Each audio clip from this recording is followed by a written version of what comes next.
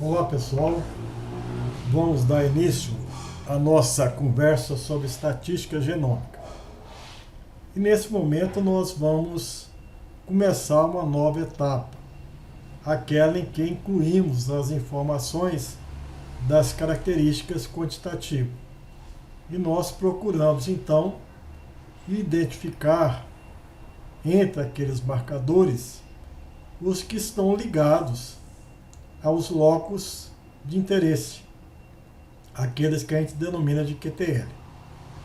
Então nós vamos agora apresentar uma série de técnicas que permitem reconhecer quais seriam aqueles marcadores que, estando em associação com QTLs de características importantes, vão ser úteis em procedimento de seleção assistida. Nós vamos apresentar aqui vários procedimentos, basicamente 3 da marca simples, intervalo simples e posteriormente intervalo composto. Vamos começar primeiro, nessa nossa conversa, realçando as populações de reto cruzamento, posteriormente generalizando as técnicas. Bom, primeiro vamos dar uma ideia bastante simples do mapeamento baseado em marcas simples. Então nós queremos associar determinadas marcas à variação de determinadas características. Analisamos uma por uma. Nessa análise, não é necessário ter informação de mapa genético, apenas as informações individuais. E uma primeira ideia bastante simples é o BSA, análise de bulks segregantes.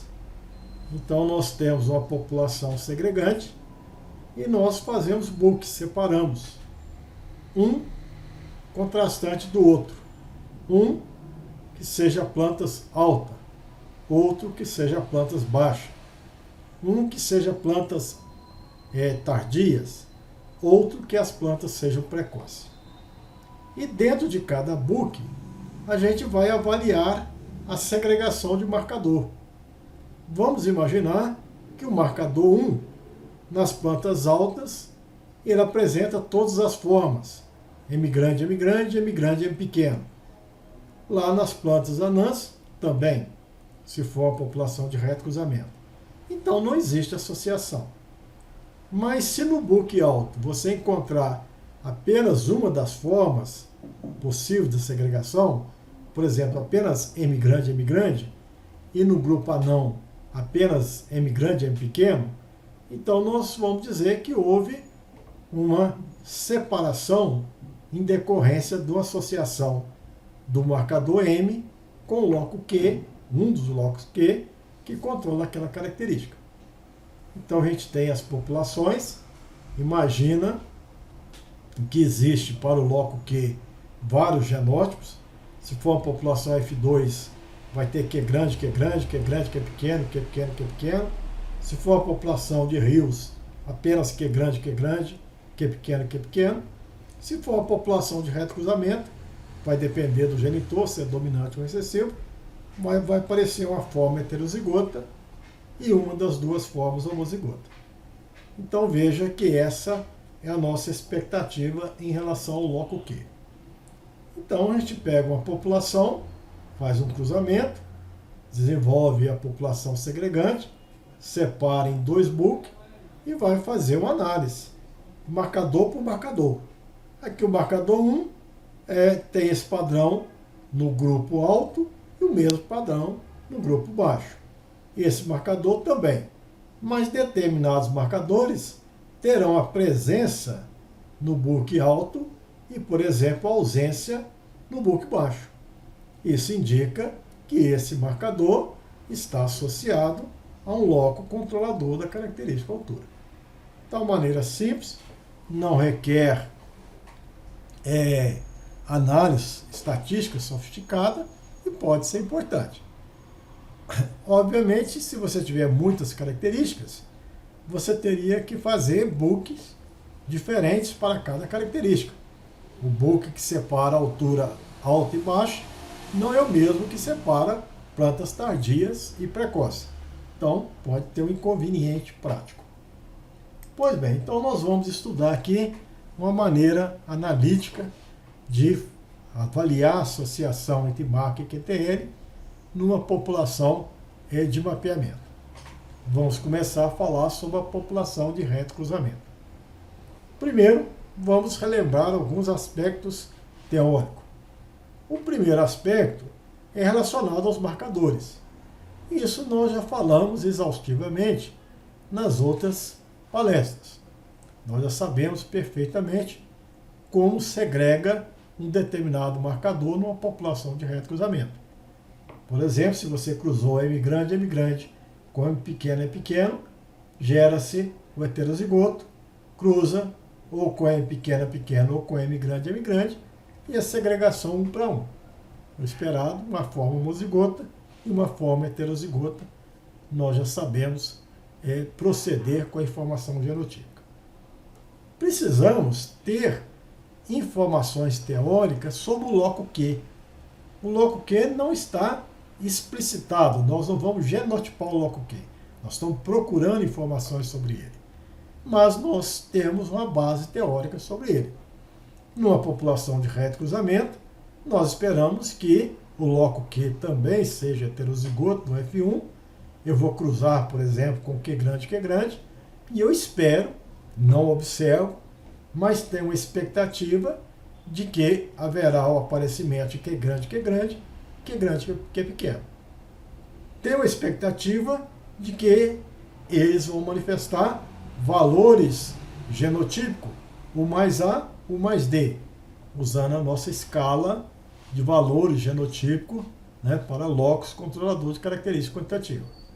E vai existir vários indivíduos com esse padrão, vários com esse, vai ter uma média que nós vamos representar com Mi Q grande.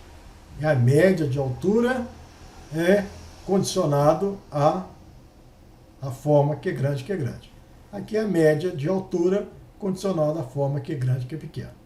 Se a gente imaginar aqui o cruzamento do pai 1, ao invés de ser dominante sendo recessivo, a mesma coisa, né? Bastante semelhante. O fato é que nós temos duas médias. Podemos até tentar entender sobre o contraste, as diferenças dessas duas médias. Então veja que a diferença entre essa média para essa média, dividido por 2, por exemplo, vai ser o mais A menos o mais D sobre 2, A menos D sobre 2. Se eu tivesse uma outra população de reto cruzamento, agora não com pai 1, mas com pai 2, também teria um outro contraste, que daria A mais D sobre A. Se eu somasse os dois contrastes, eu poderia ter uma estimativa do valor de A, né, que é importante posteriormente para eu compor a variância aditiva, né, e se for o caso também o componente D, que é a diferença entre essas duas medidas. Mas, na maioria das vezes, eu não faço duas populações de reto cruzamento. Na maioria das vezes eu tenho apenas uma. Eu faço a opção de cruzar ou com pai 1 ou com pai 2. Então, eu não tenho o efeito A isolado, eu não tenho o efeito D isolado. Eu tenho o efeito A confundido com o efeito D. Ou A menos D ou A mais D. Teria o efeito A puro, o efeito D puro, se tivesse as duas populações de reto cruzamento. Tendo apenas um, já é uma limitação. A gente vai ver se tivesse uma população F2, com uma única população, eu teria essas duas informações. No caso de reto cruzamento, não. Bom, nós então já temos ideia sobre o marcador, já temos ideia sobre o loco Q, e agora nós precisamos analisar os dois juntos. Aquele que eu consigo genotipar, né? Ou seja, o marcador ele é explicitado, e aquele que eu imagino está segregando um ou vários locos Q na população. Então vamos imaginar uma situação em que a população é heterozigota, não só para o loco M, mas com o provável, o putativo loco Q. E vamos imaginar que uma situação que eles se encontram ligados, por exemplo, em aproximação.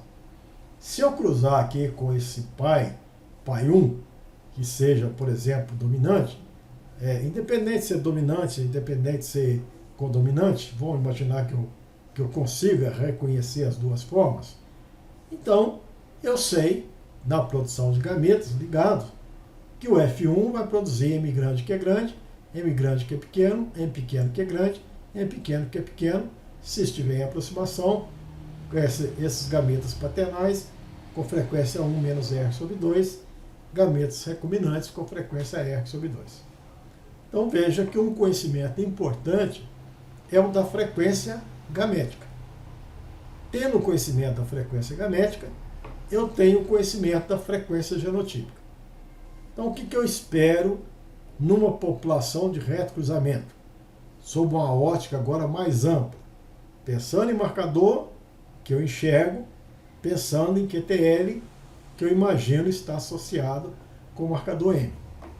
Então eu posso colocar aqui, considerando que o outro gameta é M grande que é grande, eu vou ter essas classes. M grande que é grande, com essa frequência 1 menos R sobre 2. M grande que é pequeno, R sobre 2. M grande é pequeno, que é grande. Então, nós teremos esse, R sobre 2. E, por fim, esse M grande é pequeno, que é pequeno, 1 menos R sobre 2. Isso aqui é a população como um todo. Aqui eu posso ter as probabilidades condicionais. Ou seja, imaginar apenas a população única, exclusivamente a população M grande, então vai ser essa frequência dividido pela frequência marginal. Então vai ser 1 menos R sobre 2 dividido por meio, vai dar 1 menos R, aqui vai dar R. Então a soma desses dois valores aqui seria igual a 1. Se eu pensar isoladamente, somente naqueles indivíduos M grande. Somente nos indivíduos M grande e M pequeno, da mesma forma, essa probabilidade conjunta dividida pela probabilidade marginal, dando R, 1 menos R. Não sofre a soma das linhas, como das colunas, seria iguais a 1. Nós vamos fazer uso rotineiro dessas probabilidades. Nós precisamos lembrar dessa informação nos métodos que nós pretendemos apresentar. Bom, nós consideramos aqui que o pai 1 fosse M grande, que é grande. O pai 2, mas eu posso fazer o retrocruzamento com o pai 2. Tá certo? Que seria M pequeno, que é pequeno. São as mesmas considerações, nada a acrescentar. Você saberia trabalhar com a população de retrocruzamento e com as probabilidades condicionais, ou seja, realçando apenas um subgrupo, M grande é pequeno, e o outro subgrupo M pequeno é pequeno. Então nós temos essas informações e nós temos esse conhecimento do marcador, do loco Q e de uma possível associação entre o marcador e o loco Q. A nossa dúvida é se eles estão associados ou não. E como é que nós vamos descobrir essa associação?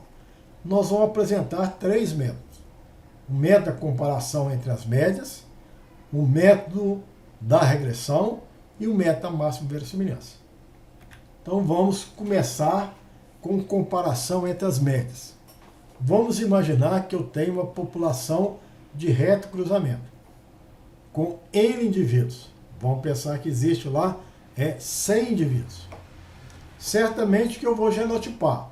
Alguns vão ser M grande, outros vão ser M grande, M pequeno.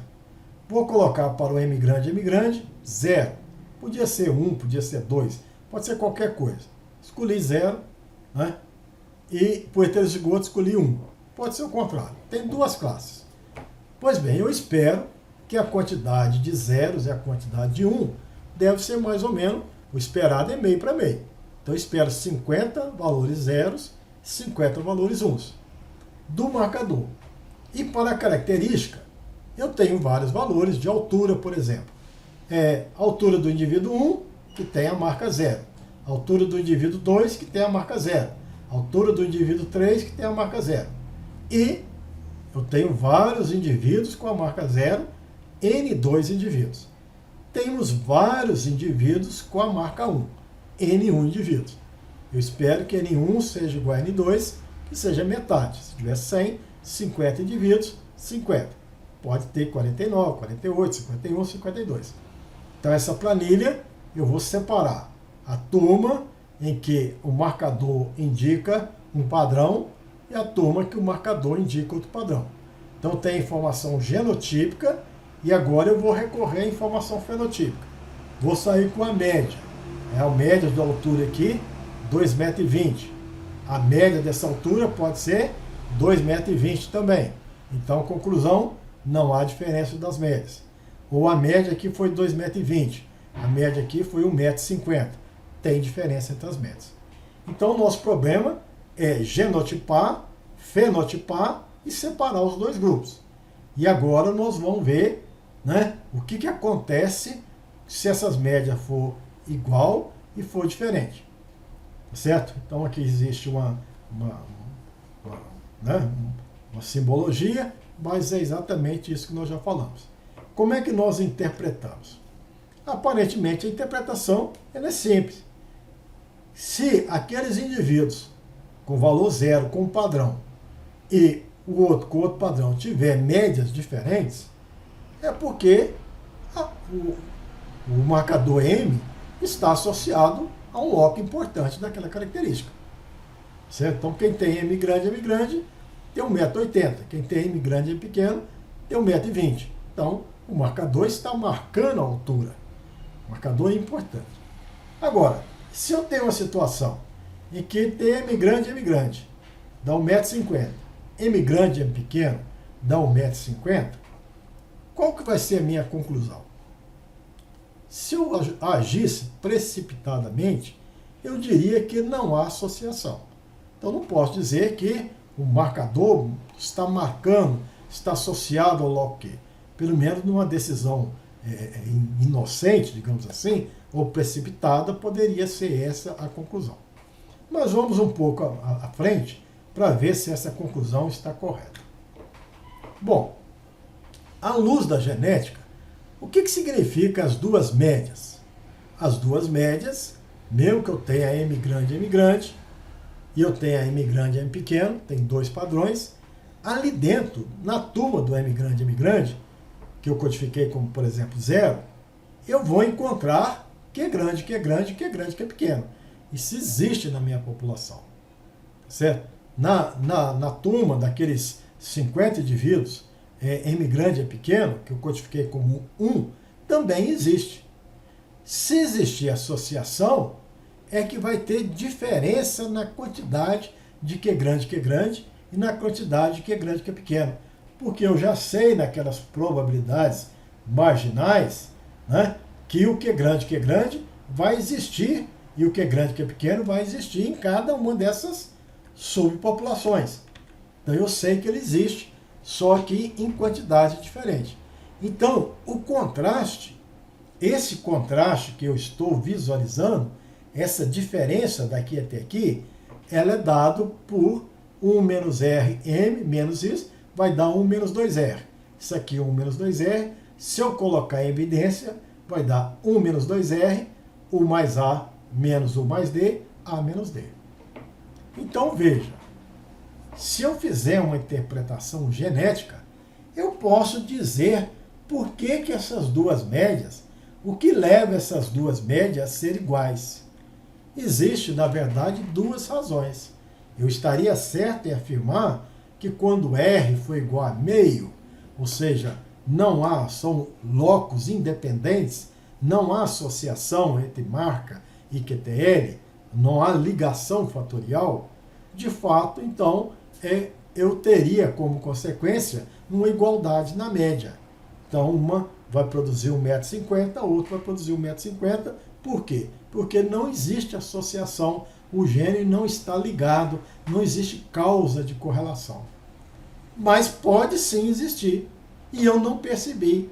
Por que eu não percebi? Porque pode ser que A seja igual a D. E quando é que A é igual a D? Quando é que A menos D é igual a zero? Quando A é igual a D, quando exibir dominância completa. Então veja, toda a minha teoria tenta verificar as diferenças entre as médias.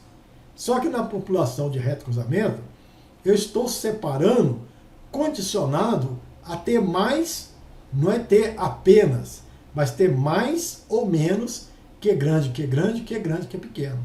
Mas se houver dominância completa, que grande, manifesta o mesmo padrão de que grande, que pequeno. Então, tanto faz ter mais ou menos. É trocar 6 por meia dúzia. Porque se que grande vale 10, que grande, que pequeno vale 10 também. E o aumento de 1 não interfere na média global. Então, a gente tem que ter muita prudência, porque se a gente fizer um teste de comparação entre médias, se houver diferença entre médias, sim, o marcador está associado com a característica. Se não houver diferença entre as médias, não sei. Pode ser duas hipóteses. Não existe associação, ou eu estou fazendo uma associação da marca com o QTL, e esse QTL exibe dominância completa e, consequentemente, a população de reto cruzamento está sendo incapaz de me declarar a associação verdadeira, ou seja, ela está comprometida não pela ligação fatorial, mas pelo fato de existir dominância completa. Então veja que a hipótese que se testa na meta-marca simples é se existe ou não igualdade das médias.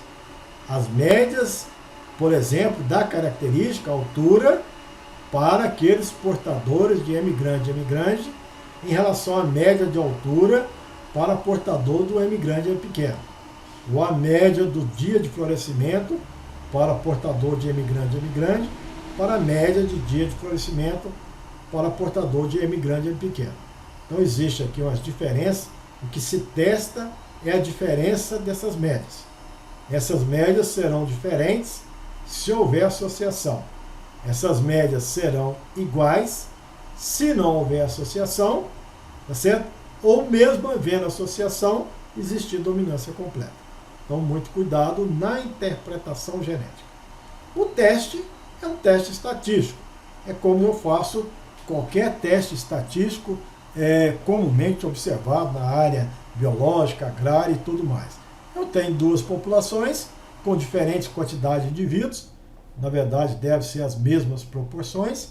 Então, eu posso usar a estatística T, né? Posso até fazer um teste para ver a homogeneidade de variância ou não, mas a estatística T leva em consideração o contraste entre as médias, dividido pela raiz quadrada da variância desse contraste. A variância dos contrastes são médias independentes, vai dar σ2, a variância 1 sobre N1, variância 2 sobre N2. Os graus de liberdade vai ser N1 menos 1, mais N2 menos 1, então eu tenho aqui que é o grau de liberdade associado a primeira variância, a segunda variância, então seria esse o total de grau de liberdade associado à estatística T. Então eu posso facilmente declarar se as médias são ou não diferentes estatisticamente pelo teste T. Poderia alternativamente fazer uma análise de variância. Então é como se eu tivesse os indivíduos como sendo repetições e tivesse os grupos de indivíduos que são de dois tipos, M grande, bem pequeno, como sendo tratamento. Então eu tenho dois tratamentos, né, com base no genótipo apresentado, e eu tenho aqui duas quantidades de indivíduos. Um experimento inteiramente ao acaso, a princípio deveria ser balanceado, pelo menos teoricamente. Eu espero igual quantidade, mas certamente que pode vir aqui quantidades diferentes. Se eu tivesse 100 indivíduos, eu espero 50 para 50. Pode vir 48, 52, assim por diante. Então, esse DIC, delineamento inteiramente ao acaso, pode ser feito, né? Eu tenho aqui as médias, se eu fizer análise de variância, grau de liberdade para a variação entre os dois grupos igual a 1, total N-1, que é N1 mais N2, variação dentro N-2, tem uma variação entre, tem uma variação dentro, tem uma estatística F, que pode ser testada. Com 1 grau de liberdade, já é a própria inferência sobre a existência de diferença entre aquelas médias ou não, né? Só tenho duas médias, então se for significativo, significa que a média desses indivíduos seria diferente da média desses indivíduos. E assim a associação está evidenciada. Se for não significativo, eu vou ter que interpretar cuidadosamente a respeito da não associação ou da possibilidade do caráter estar sob o controle de um loco que manifesta dominância completa. Vamos dar aqui um outro exemplo. Eu tenho aqui uma população de reto cruzamento com 30 indivíduos. Aqui eu então genotipei. Eu sei quem são os M grande e M grande, o M grande e M pequeno. São os dois padrões que eu vou codificar de 0 e 1. Espero aqui 50% de 0, 50% de 1. Aqui algumas características que foram simuladas, com a heredabilidade igual a 100, heredabilidade igual a 80, heredabilidade igual a 60. E aí então eu vou fazer a análise, né? E já sabia aqui que de fato existia ligação, né? A marca molecular é uma simulação pensando em 10% de associação. Então, as marcas temos a essas associações. A nova, independente da heredabilidade da característica, acusou F significativo, dizendo que existe a diferença entre as médias. Então aqui era 30 indivíduos, eu esperava 15 para 15, veio 16 para 14. Aqui existe uma diferença entre as médias, foi detectada 118 para 110, 115 para 106, há diferença, e 119 para 109 há uma diferença. A gente poderia até tentar, pela magnitude dessa diferença, pelo teste F, quanto maior o F, maior a associação. Na verdade, todas as três características estavam associadas a 10 centimol. Se eu usasse esse estimador, que associa F com a porcentagem de acumulação, essa associação está descrita no livro de Estatística Genômica, a gente poderia até estimar um valor de R em 10 centimol, correto, 9 centimol, mas quando a característica tem uma heredabilidade menor, por exemplo, 60%, que já é grande, essa maneira de estimar R no meta marca simples é pouco precisa.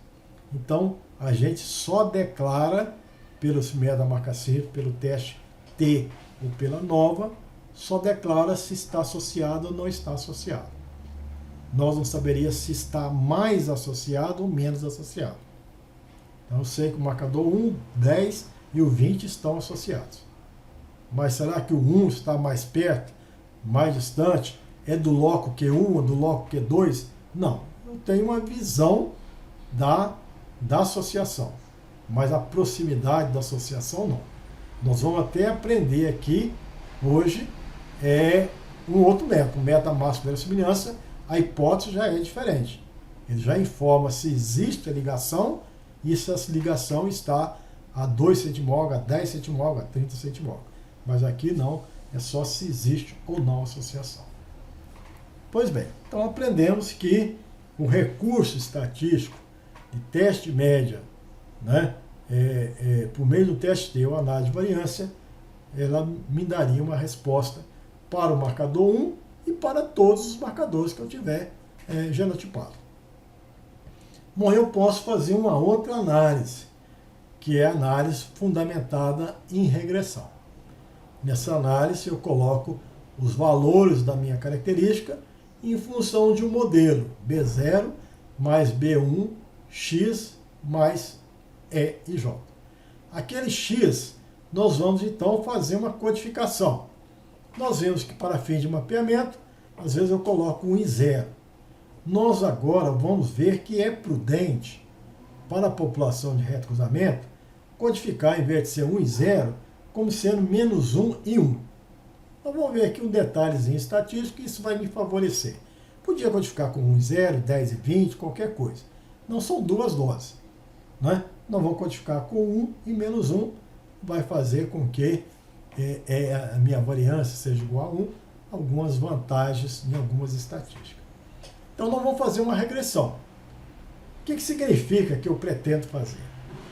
Bom, significa que eu tenho aqui um M grande M pequeno e aqui um M grande M grande. Se a gente mudar de marcas e houver uma diferença na altura, então a resposta na altura, nós vamos dizer que existe associação.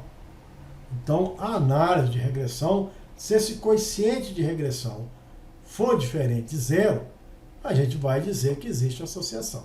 Agora, se eu trocar, se for M grande M pequeno, se for M grande M grande, se a altura continuar sendo 1,70 m, então não existe associação.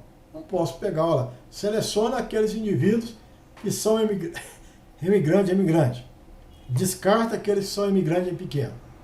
Ora, eu estaria selecionando 1,70 m, descartando 1,70 m, e isso nos presta para a seleção assistida. Agora, se houvesse associação, aqui M grande M pequeno, sim. Você tem, vai lá e seleciona os M grande M grande. Então, eu pegaria os indivíduos mais altos. Seleciona o indivíduo M grande e pequeno. Então, eu selecionaria os indivíduos mais baixos. Então, existe associação. Então, veja que esse coeficiente de regressão me dá uma ideia. A hipótese que eu devo testar é se esse coeficiente de regressão é igual a zero ou não. Como é que eu faço uma regressão? Do jeito que nós já aprendemos em qualquer curso de estatística.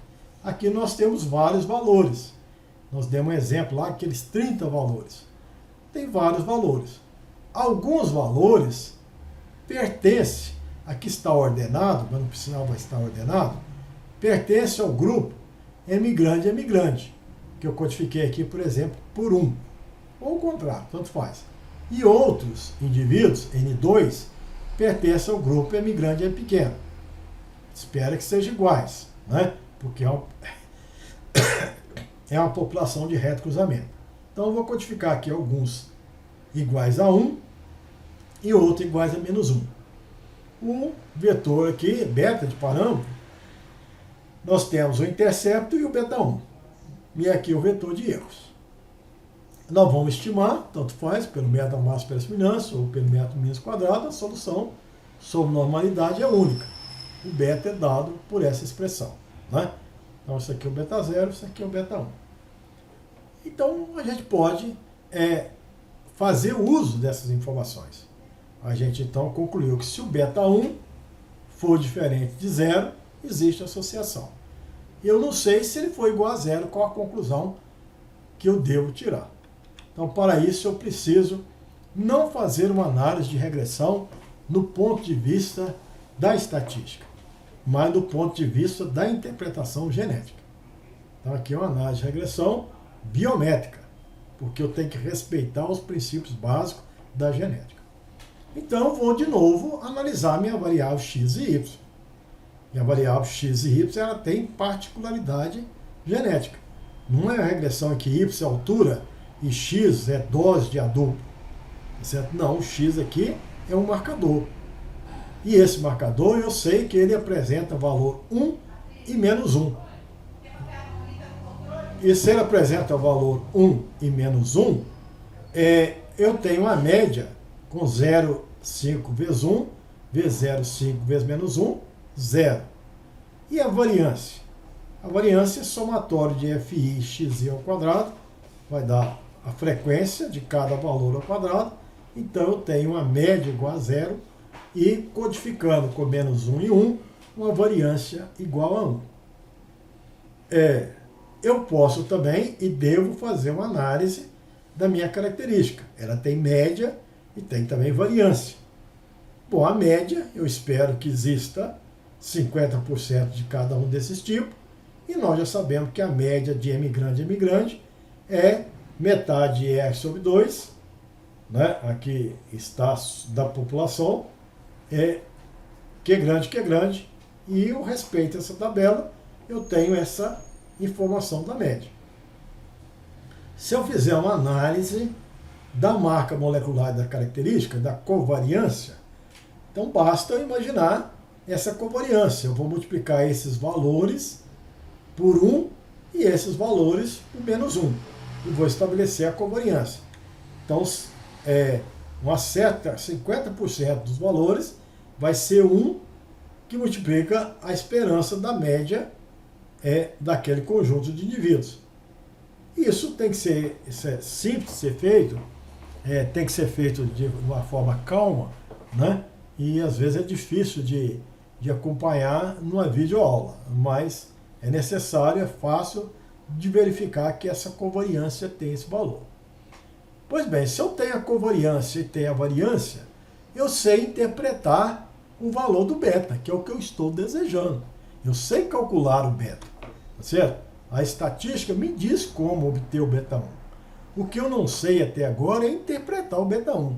Interpretar como a estatística nos ensina, o valor do beta 1 significa que se eu alterar uma unidade x, eu altero beta 1 unidades em y. Mas aqui está me dando uma interpretação genética do beta 1, que o beta 1 é uma covariância dividido pela variância. Se a variância é igual a 1, essa covariância representa, então, o meu beta 1. De novo, então, eu posso dizer que essa razão vai ser dada por essa expressão e, consequentemente, eu tenho uma maneira de explicar a razão do beta 1 ser igual a zero. Ele vai ser igual a zero quando o R for igual a meio. Sim, não existe beta 1, não existe associação entre QTL, da característica que eu estou analisando, e marcador. Mas existe uma outra situação, que é a situação de dominância completa.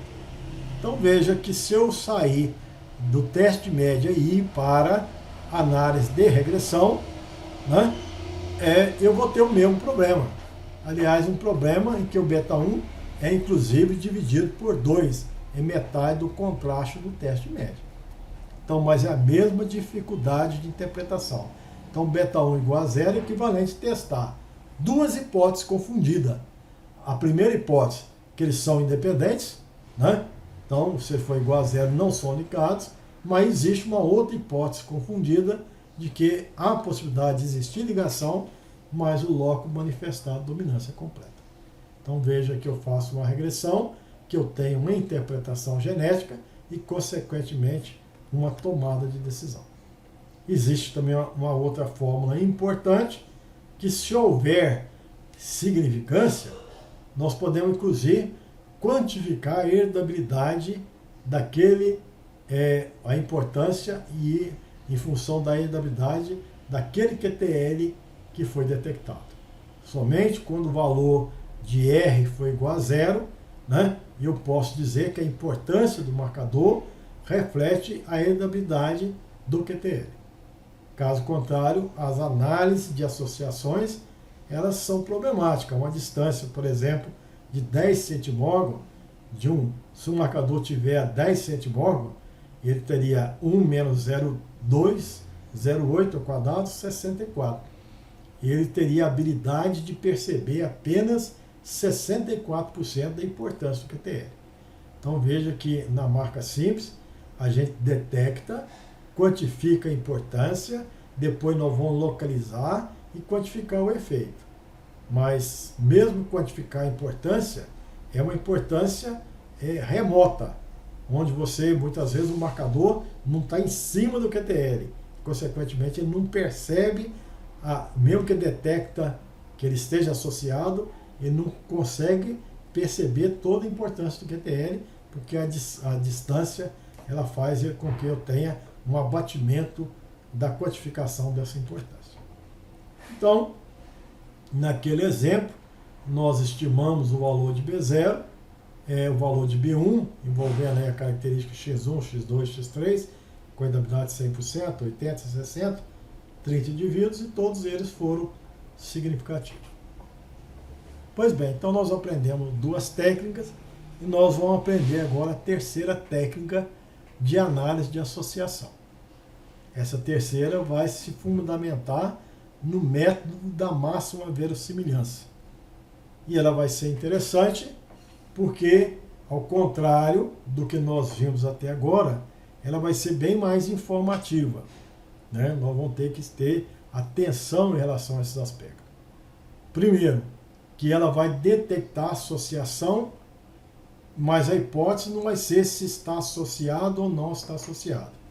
Nós vamos testar várias hipóteses. Nós vamos testar se está associado a 1%, a 2%, a 3%, até 50%. Então, na hora que nós declararmos a associação, nós poderemos também estar declarando a distância, a proximidade. Então, a melhor dos LOD, a melhor da estatística de LR, ou LOD, ou a verossimilhança, é declarar a ligação, por exemplo, a 10 centimorgos, a 12 centimorgos, a 15 centimorgos. Então, já é uma vantagem. A segunda vantagem é que as hipóteses, até então, elas, no método da regressão e da análise de variância, está confundido as duas coisas. O efeito da dominância completa e a ligação fatorial. E nós, do método da máxima verossimilhança, conseguimos destrinchar uma hipótese que R igual a meio e a outra hipótese que D sobre A igual a 1. Então, nós destrinchamos as duas hipóteses, a conclusão é mais clara. Obviamente que é mais trabalhoso, né, e demanda recursos computacionais, mas não é tão difícil de ser aprendido. Pois bem, então nós precisamos imaginar que nós temos dois conjuntos de dados, né, uma população de reto cruzamento que tem M grande, M grande, M grande e M pequeno, e N1 e N2 indivíduos, né? Foi codificado também, por exemplo, com 1 e menos 1. Então, por exemplo, daqueles 30 indivíduos, eu tinha 15 indivíduos supostamente M grande, M grande. 15 indivíduos supostamente M grande, M pequeno. O que eu espero encontrar naqueles 15 indivíduos? Eu espero encontrar Q grande, Q grande, Q grande, Q pequeno. O que eu espero encontrar no M grande, M pequeno? Q grande, Q grande, Q grande, Q pequeno. Tá certo? Eu espero mesmo só se o valor de R fosse igual a zero, mas se existir uma ligação diferente, eu espero encontrar os mesmos genótipos, só que em frequência diferente. A questão não é encontrar esse aqui, M grande, não tem que ser Q grande, e M grande, M pequeno, não tem que ser Q grande, Q pequeno. Encontra as duas formas. Bom, se tem duas formas e elas manifestam média diferente, tem duas normais. Uma curva normal, ela se caracteriza por uma média e por uma variância. Se tem duas médias, tem duas normais. Vamos imaginar uma homogeneidade de variância. Então eu tenho dentro daqueles 15 indivíduos, eu espero que exista um grupo de indivíduos. Existe até um tópico na estatística que chama mistura de distribuições. Então é um caso aqui. Eu tenho um grupo que tem uma média. M de Q grande, que eu nem conheço. Existe outro grupo com outra média. Estão misturados. Bom, então aqui veja que a distribuição eu vou pressupor que é normal em relação com a minha visão em loco Q. Mas a ocorrência dessa normal e dessa normal, ela é binomial, que pode ser Q grande, pode ser agora M grande, né? Dentro do M grande, existe essa probabilidade de 1 menos R, de ser Q grande, e R de ser Q grande, Q pequeno. É o contrário nesse outro grupo, que tenha também Q grande, Q pequeno. Só que o Q grande, Q pequeno, que ocorre com maior frequência. E o Q grande, que ocorre com frequência R. Então eu tenho duas normais aqui, duas normais aqui. As normais são ponderadas de forma diferente aqui e daqui. Mas eu não vou analisar indivíduos separados. Eu vou analisar todos os indivíduos. Existe uma situação. O indivíduo pode pertencer, tem 30. O indivíduo 1 pertence ao grupo 1 ou ao grupo 2. O indivíduo 2 pertence ao grupo 1 ou ao grupo 2. O grupo em relação ao marcador. Se pertence ao grupo 1, que é M grande, eu ainda fico com dúvida. Ele é Q grande ou ele é Q grande, Q pequeno? Então eu tenho uma normal que pode ser esta ou esta. Então é como se eu aplicasse aqui a lei da soma. Pode ser essa normal ou essa normal. Qual que é a normal? 1 sobre sigma raiz de π é elevado a menos meio, sigma 2, o valor de y, menos a média daquele grupo, do loco Q. Ou a outra normal, que é a média, que é grande, que é pequena. As duas normais diferem da média. Mas qual a chance dela ser essa normal? Nós já sabemos, que é 1 menos R. Qual a chance, nesse grupo, dela ser essa normal, que é grande, que é grande? É igual a R, certo? Então, nesse grupo, então você vai ter que é grande, que é pequeno, vai ser R. Que é grande, vai ser 1 menos R. Então, veja que essa é a distribuição desse indivíduo, se esse indivíduo é M grande, M grande. Porque se esse indivíduo for genotipado e ser M grande, M pequeno, ele também pode ser duas normais. Só que a chance de ser que é grande, que é pequeno, aí se ele for, agora sim é 1 menos R. Então a chance de ser que é grande, que é pequeno, é 1 menos R. A chance de ser que é grande, é igual a R. Então eu sei perfeitamente a distribuição de cada indivíduo. Cada indivíduo pode ser uma coisa ou outra coisa. Tá certo? Essa coisa nós vamos chamar F1 ou F2. É normal. Ou é a normal F1 ou é a normal F2. Mas a probabilidade de ser normal F1 e F2 vai depender do indivíduo, que vai depender do marcador M. Então a informação da altura, a gente pressupõe que tem uma normal ou outra normal, dosada pela informação do loco M. Então, isso à primeira vista pode ser um pouco confuso, porque tem vários agentes, tem um marcador, tem o QTL, né? Mas a gente vai voltar aqui numa expressão que é a expressão da verossimilhança, que é o produtório das funções de todos os indivíduos. Pode estar escrito de uma forma complicada, mas eu já sei que cada indivíduo tem a distribuição duas normais ponderadas. E essa função ela depende de M1. O que é M1? É o U mais A, é do loco Q. M2, que define a normal, a segunda normal do loco Q. Variância do loco Q, que explica o valor de Y. E ela é função também de R, porque os R's ponderam essas normais. Então faltou aqui escrever o R. Então essa é a função de verossimilhança, do jeito que a gente possa escrever, mais ou menos simples, é dado por essa forma. Aqui é a função suporte, né? Deveria aparecer aqui o valor de R também, porque ela aparece aqui, é função de M1, M2, sigma 2, YI, é dado por essa expressão. Bom, na função suporte, a gente vai para a função score, para obter, então, essas informações de Mi1, Mi2, de sigma 2, né? E até do valor de R. Eu posso considerar isso aqui para um particular valor de R.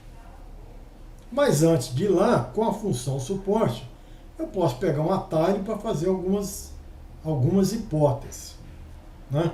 E posteriormente eu vou, então, volto a falar sobre a obtenção dos estimadores.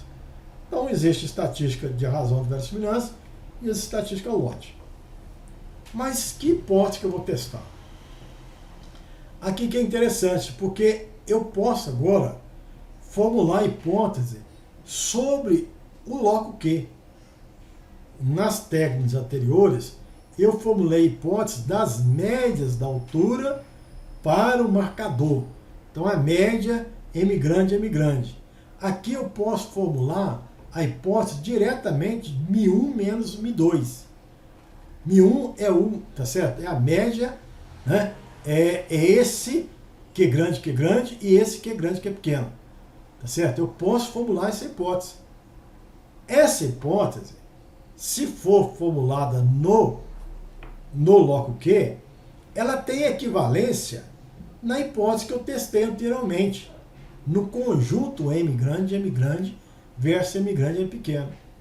Então veja, testar se o loco Q é grande, tem média igual a Q grande, Q pequeno, se a hipótese for verdadeira, se esse valor for verdadeiro, significa que isso é igual a isso, que é igual a U, significa que aquele teste, tá certo? Eu destrinchei Esse teste anteriormente testava duas hipóteses.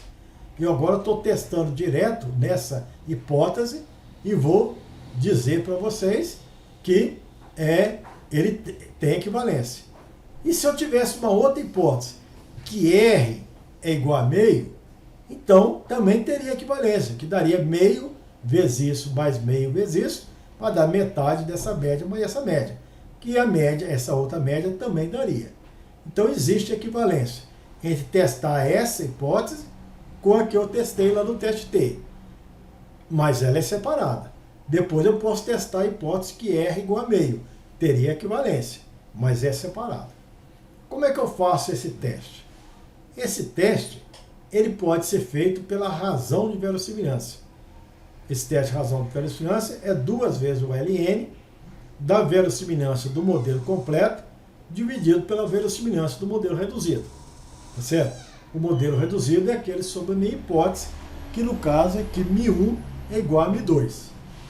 Então veja, eu tenho o logaritmo neperiano da verossimilhança, que é a função suporte que eu estou trabalhando até agora. Então, no numerador, eu vou dizer que é θ1, no denominador é θ2. Então, θ1 vai ser essa expressão, tá certo? O logaritmo neperiano dessa expressão, eu vou destrinchar aqui, ela toda vai ser dessa forma. O θ2 é a mesma expressão, considerando que μ1 é igual a μ2. Se μ1 é igual a μ2, o F1 é igual a F2.